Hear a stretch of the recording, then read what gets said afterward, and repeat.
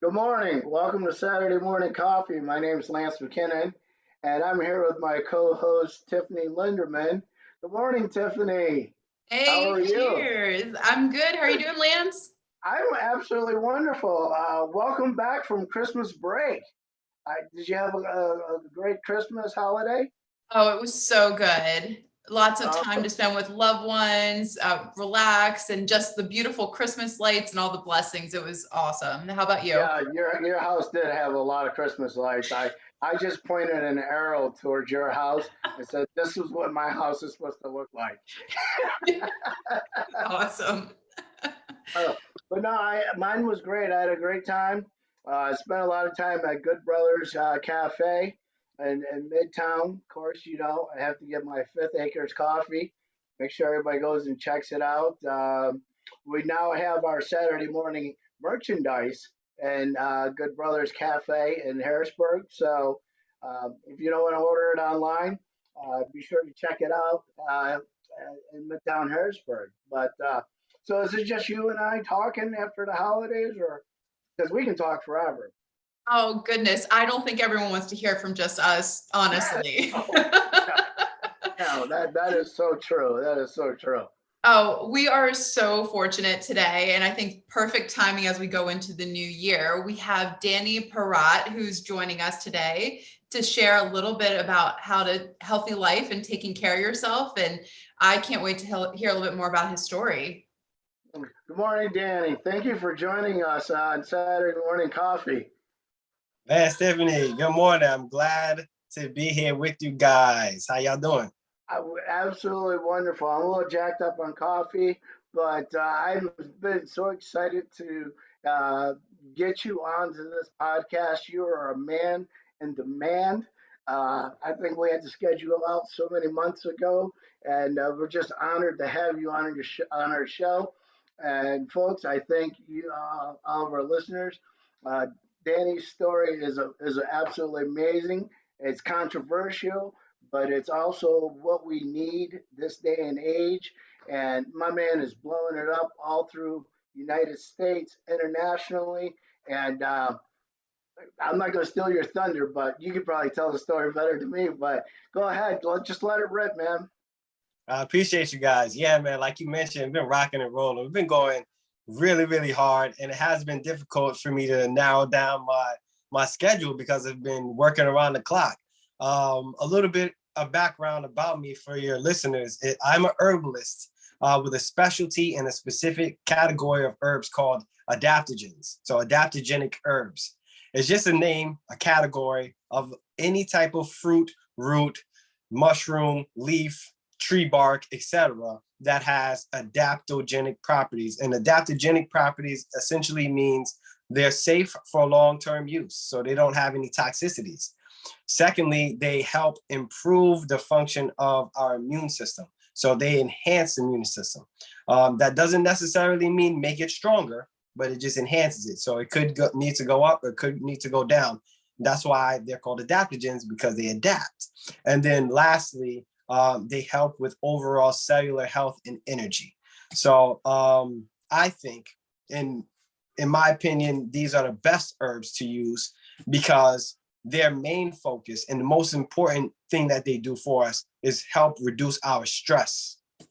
And every person in every field of any profession in health knows that stress is at the core of every issue that we are dealing with. Every dysfunction, every disorder, you will have stress related issue on top of it.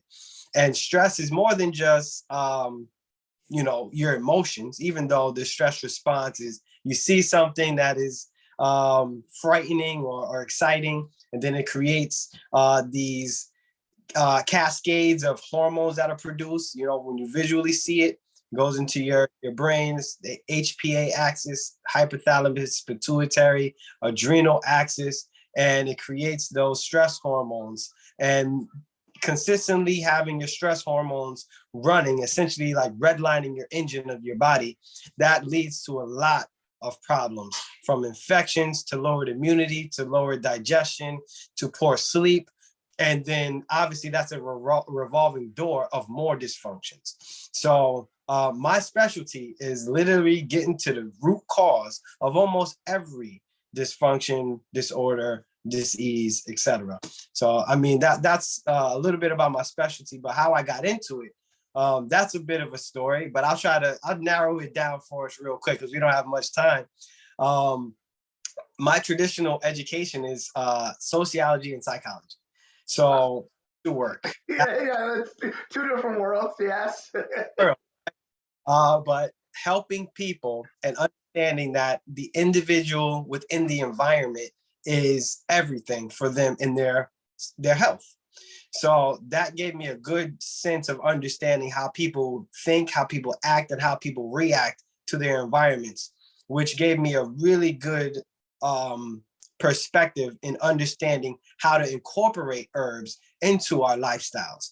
So my herbal journey has been about 6 years of studying, developing a business, developing products, and understanding a lot of self-teaching, a lot of seminars, a lot of certifications and classes, just to validate my experience, because I honestly, the certifications that I've taken, I already knew most of the stuff there. I only did it just so people could say, oh, you need some paperwork to, have a business and to be an herbalist. That's not true, but, in most people's perspective, they want to see that you do have some type of criteria behind your name.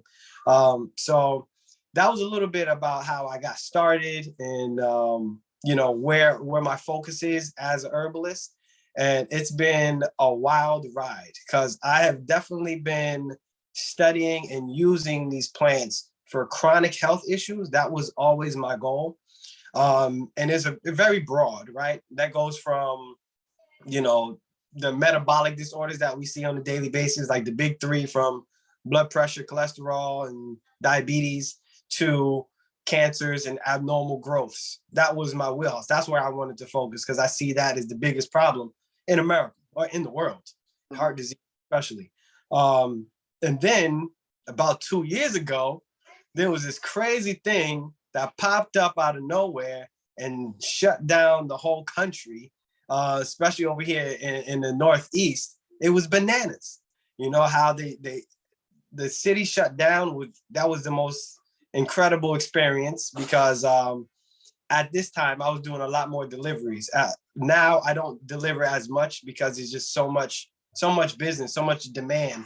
I have to do most of my shipping through USPS. But back then during the lockdown, there was a lot of people sick and scared, and they would ask me to do deliveries, and I was like, "Yo, I'll come, no problem. Ain't no traffic." So this was yeah, straight through. This was it was actually really interesting to be able to go from Long Island to Brooklyn to Queens to the Bronx in a span of like an hour and a half doing deliveries because there were no cars on the street. So I tried my best to play a significant role in first line defense, because I was helping out nurses and other people in the medical field that were, they had to go to work and deal with all these sick people. So I was providing them with herbs. That was my initial focus because I knew that I didn't have enough supply to give to all the sick people. So I felt it was more important to focus on the nurses that were actually taking care of the sick people so they didn't get sick.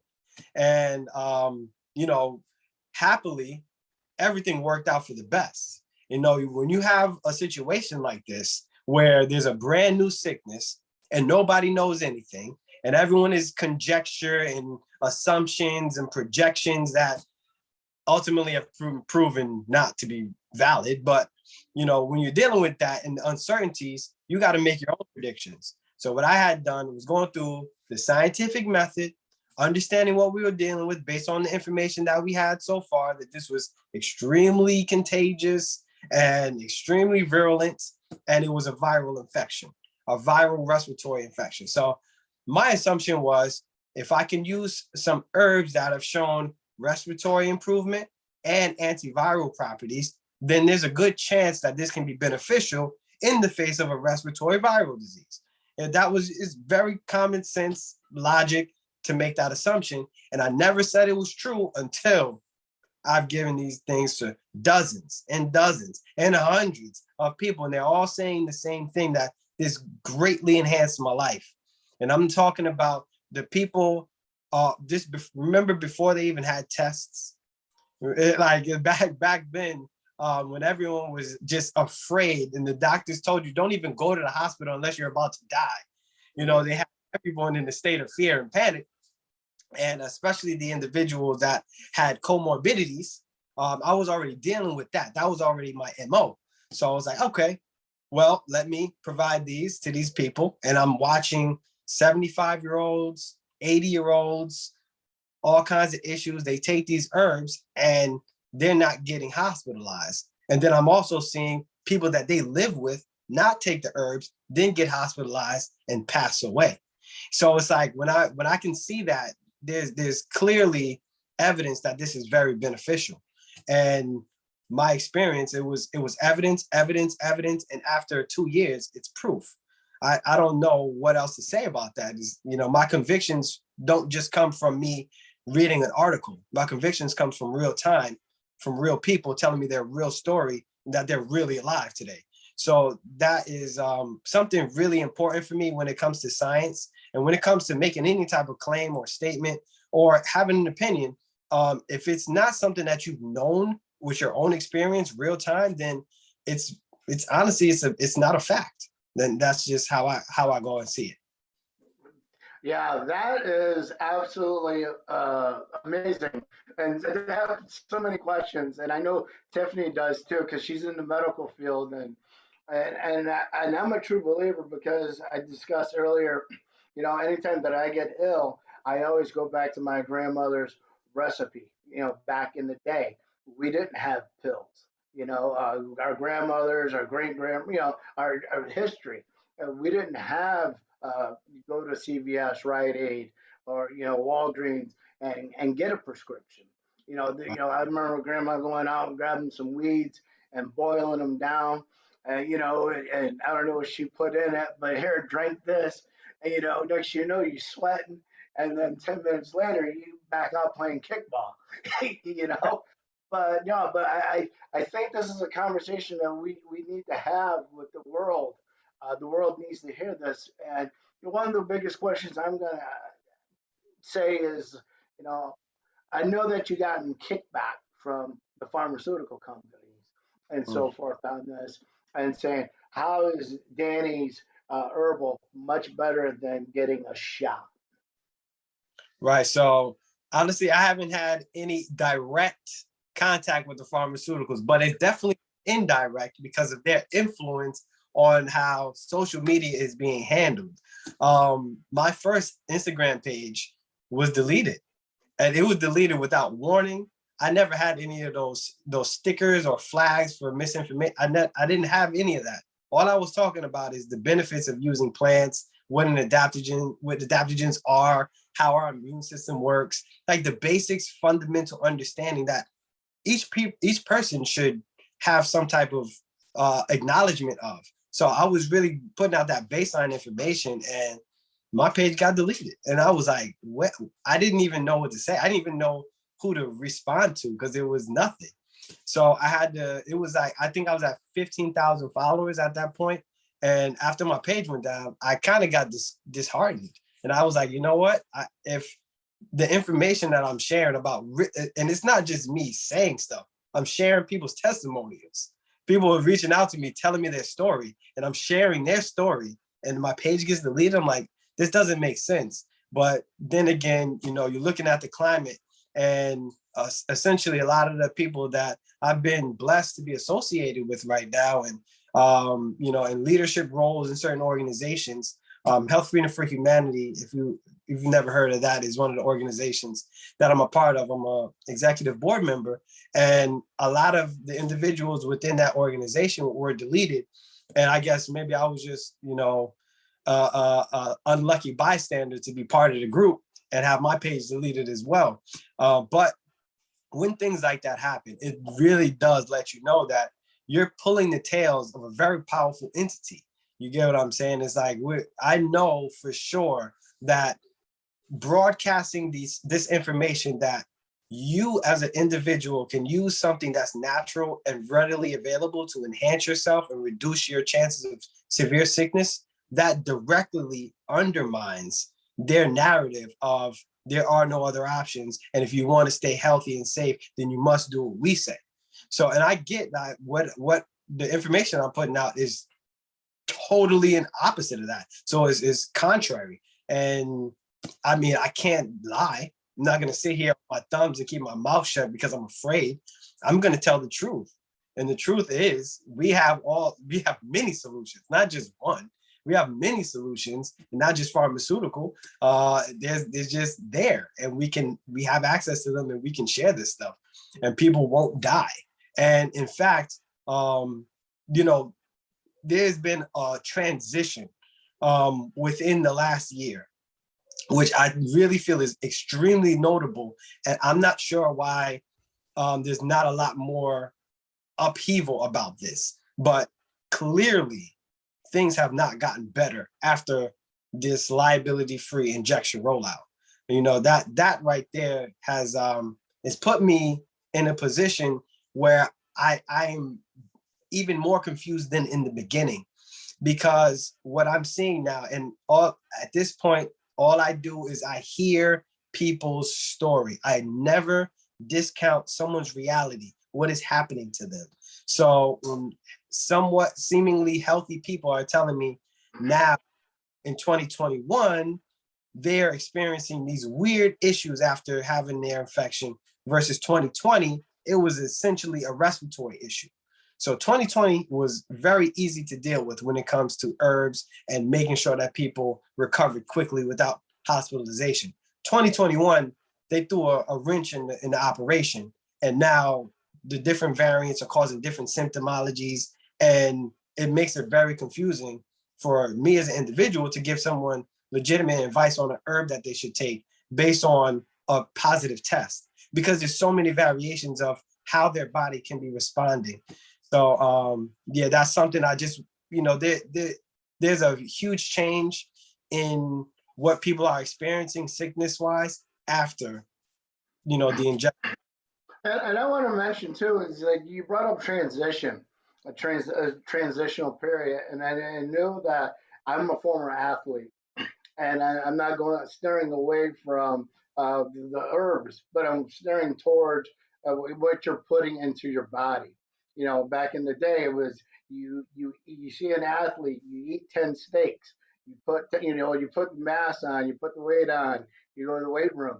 Now you're seeing people like Tom Brady. You're seeing a lot more pro athletes going plant-based because they're seeing this is much healthier for my body.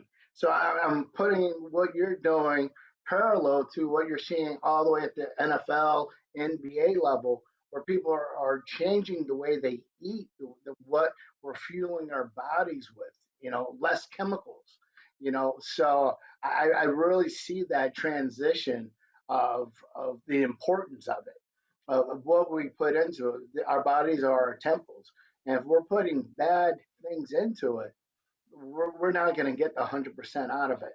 And so, and you can read many athletes who are going plant-based and are a lot healthier. And I think Tom Brady put out a book, TB12, what he does, and things of that nature. Just one field person, Justin Fields. There's many athletes out there that are doing herbs and eating plants, and I've done it myself, so I'm a big fan of jackfruit. But I absolutely understand, and I know Tiffany has a question because she's in the medical field, so I know she's itching to ask a question. I'm just sitting over here patiently, but I was going to ask, so it sounds like you have a lot of different things that you can provide to people and the clientele, your patients, however you want to call it. But I'm assuming it's not just one thing. Is there a lot of different things? Could you share a little bit more about what you have that you're providing to people to help them to take care of themselves? Right. Yes. So I'm very happy to speak with a health professional, because it's like you got to cater the way that you speak to people based on their knowledge bases. So having this conversation with you is phenomenal because I can speak freely and you understand these terms. Absolutely. But there are totally so many different variations of herbs, and there are many different combinations that you can use. But really, the key is always to focus on the individual and what they are experiencing. So yes, there's almost an unlimited variety of herb that we can put together. But I really work with about 8, like 7 or 8 that I work with on a constant basis. And I picked up this habit from a couple of master herbalists that I've learned from, who said that you should use one herb for an entire year to understand each aspect of it and what it can be used for, and before you start moving on to the next, because each herb is very unique. And in herbalism, what we like to do, at least in my subsect of adaptogens and extracts, the entire plant has so many different valuable buffers and other molecules that can help with our bodies. So I really like to focus on what organ system of that person is going through a dysfunction or a disorder or experiencing some symptoms. So it'll be usually respiratory. A lot of the times it's gastrointestinal issues. A lot of the times it's neurological issues. And almost always there's some type of immune dysfunction. And a lot of times it's like, the immune function is not enough white blood cells, for example, that somebody will come and approach me with, which then I would ask, well, do you know which white blood cell is low? Because that test in itself, it kind of minimizes the importance and the magnificence of our bodies, because there is a litany of different categories of white blood cells. We got neutrophils and the macrophages and T cell. I'm not going to go too deep into the cell biology, but there's so many different variations of what could be wrong with a person and their system. We want to use herbs that focus on the main organ issue or more organ system involved with their issue. So their highest susceptibility is what we will give an herb towards that will enhance that portion, which has always shown to be beneficial to the entire system. Because if you fix the, what do they call it? The weak link in the chain, fixing that makes the entire chain stronger. It's the same thing with the human body. I realize as I asked that question and you're answering it, I know nothing about this field before talking to you today. Because I didn't realize, I almost thought it was like these pre-made, things. And it sounds like what you do is you really understand what's going on with the individual, and it's tailoring based on herbs that how each one of them work to make almost their own, I don't want to say elixir, or own type of medication herb concoction to help them with whatever ailment they may have going on. So very interesting. And so it's not an easy answer to say it's this or that. It's really individualized to every individual or person to really help them, support them. So I was almost hoping you'd have like a bottle or something you could show us, but it's not that simple. But he has a bottle of kombucha next to him. I mean, I wouldn't put it past him. No, it might be a bottle of kombucha, but it's filled with his stuff, his excellent. No, yes, great question. But no, but I personally have been, reading more onto this, and and I've been really starting to get more knowledgeable. That's why I was really super excited about this conversation. I'm getting more focused into the use of ginger right now, and the different ways ginger can help my body, my immune system. I just learned, for me, I'm a beginner here, but, I was skinning the ginger off, taking the skins off. But then I just realized after doing more reading and educating myself that there's more nutrients in the skin itself, and helping that digestive system, and for anxiety, and things of that nature. So I'm really intrigued and fascinated by being a herbologist. That I'll leave to you, but that's why. But yes, but I think it's really important that our followers and our listeners, they dig into this conversation, and what you're doing is absolutely phenomenal. Right. And one thing that, a key word that you said that stuck is anxiety. There's this fear, and there's just overwhelmness that is occurring everywhere. And it seems like no one can really avoid this. And this is one of the key aspects of my focus, is making sure the emotional health of individuals are at this top, tip top, optimal level. I think that is a key, is a major key, which is clearly being ignored, right? You can't be in your optimal physical state if your mind is consistently filled with worry and the fear of death, and that's all they're pushing. Everything that's going out there that you told your son stop reading the newspaper because he's reading about somebody dying. It's guaranteed, no matter what, someone's getting really sick or dying from new types of flu, Rona, or whatever that's happening down the pipeline. We have to get away from that. And I know that using these plants, this is the most important thing for me, is not the physical attributes that they give to your organ system. It's really what they do for your brain and for your nervous system and for your hormones. It's like reducing that stress and making sure that you can see the world not with a blinder of fear, like being able to see the world for what it actually is. Like, you don't look at your neighbor and see them as a threat to your life. You can go outside in public and not, have, the fear of scrutiny from side eyes that somebody's seeing you without a face covering or anything like that. I mean, it goes on both sides, this anxiety that is been more of a pandemic than anything else, in my opinion. And we have to use these plants. They are food. They are not drugs. They are not medications. Even though they have medicinal value, they are not used to treat or cure diseases. They are used in order to appropriately enhance the human anatomy and help reduce the stress and our adaptability to our environment. And once you do that, you have those aspects in line, then the world isn't so nuts anymore. Psychiatric conditions and crime and all this stuff that's happening, those start to reduce. And then the economy comes back. I mean, there's a trickle down effect on so many different things, from the social engagements to the reduction in crime.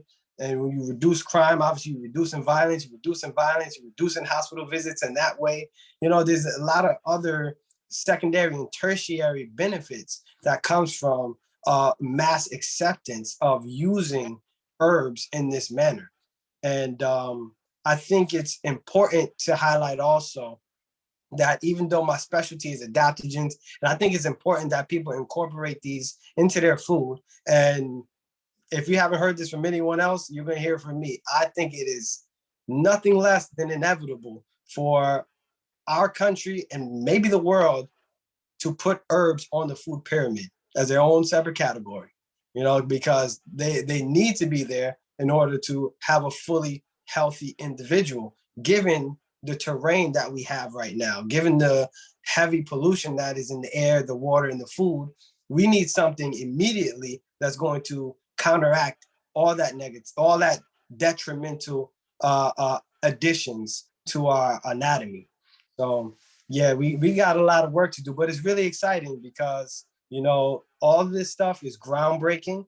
All of this stuff is cutting edge. I mean, it really is cutting edge. And it's funny to say it's cutting edge because it's actually the oldest form of humans getting healthy. It's not cutting edge. We're just remembering what we had already forgotten and reapplying it. And I see my role in this entire endeavor as making it fun and enjoyable, because I know a lot of people talk about your diet is everything, and not against that at all. I really believe that what you eat is essentially the cornerstone of what gives you health. But people drink far more than they eat. So my approach, in my opinion, is we should incorporate these herbs into every single one of their beverages. And that would be seamless, it'll be simple, and it'll be a very appropriate way to hydrate and improve your nutrition and improve your immunity at the same time, which is why in my business, I've only done liquid products, because you sip, the tagline that we go with is make every sip count. Because, you know, when you're drinking, you want to hydrate, you want to make sure that you're improving your immunity and your nutrition at the same time. Why only do one when you can do all at the same time? So I love the fact that you mentioned about adding it to the food pyramid, because I think how many Americans, or how many people, well, I'll say Americans, I'm just going to say Americans, don't ever put any herbs on their plate ever. And if anything, we're sprinkling a little bit on there. So I have a curious question. What is your number one go-to herb that you eat, whether it's daily, weekly, you know, what is your number one herb? That's difficult because I use so many, you know, and I use them daily. So for me, I would say I drink a lot of tea. So I'm a huge tea drinker. Jiaogulan is probably the tea that I drink the most, and astragalus. So Jiaogulan and astragalus root tea are top on my list. But I also do the tinctures as well. So you can't ask me for one. I'm gonna give you like 5. I wanted to know if I was using any of them, and you saw the question marks like above my head when you said those. I'm like, I don't know what you're talking about. So they're lesser known. Astragalus is more known than Jiaogulan, because astragalus is an ancient Chinese herb, and it's probably top 5 in every traditional Chinese medicine doctor. They would have that in the top 5 herbs. Jiaogulan is also a Chinese herb, but it's fairly new. They found this one in like the 70s. And the reason why they found it is because the Chinese Census Bureau saw that there were an inordinate amount of individuals living into their late hundreds, like past 100, like 110, and they were in good health.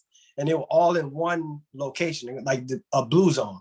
So the Chinese Census Bureau went over there to see what was going on, and all the villagers was like, it's that leaf right there. And it's like a weed vine that grows very abundantly. And once, you know, they didn't believe it because it looked like a weed, but then once they did the chemical analysis and look at the molecules in there, it's like, yo, this Jiaogulan, or the botanical, for any nerds listening, is Gynostemma pentaphyllum. So when they looked at Gynostemma pentaphyllum and looked at all the molecules in there, they realized that they had more of these molecules called gypenosides, which are usually found in ginseng. And everyone knows ginseng, how great that is. But they found like 80 of those when in the Jiaogulan leaf, when ginseng usually has like 8. So it had like 10 times the amount of those beneficial molecules. And they've shown over time in some different experiments that this is an herb that can extend your life. And the reason why it does that is because it helps with the main metabolic functions, specifically with cholesterol, specifically with insulin resistance, and then also with heart health. So that's one of my favorites, to give you a breakdown. And it's very available. It's actually fairly easy to grow. It's an invasive species. So if you do grow it in your garden, you got to keep it separate. But that's one of my favorites. And I think it's applicable and easy for a lot of people to get and consume. Wow, that's absolutely. I can sit and talk with you for hours. I mean, yeah, I am blown away by this, and I can't wait to dive deeper into uh, longer conversations and start using more of this myself. Um, but I want to thank you for being on the show today. I know you're extremely busy. I know you're lined up a podcast all day. You're traveling all over. But we have all your information on people to get a hold of you, um, you know, to get this word out there.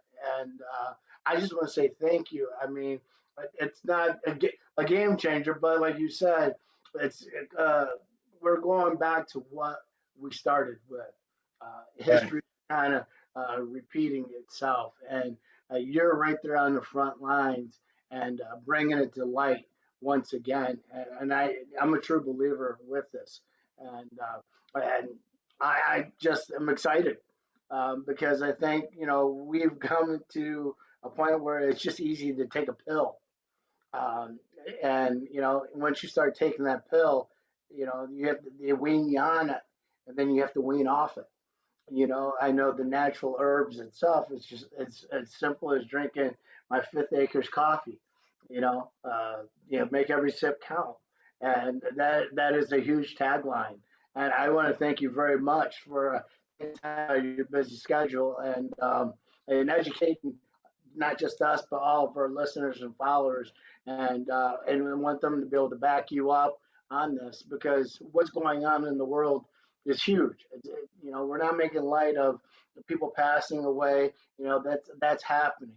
But what we're trying to do, what you're trying to do, is be part of the solution, and because there's a big problem out there.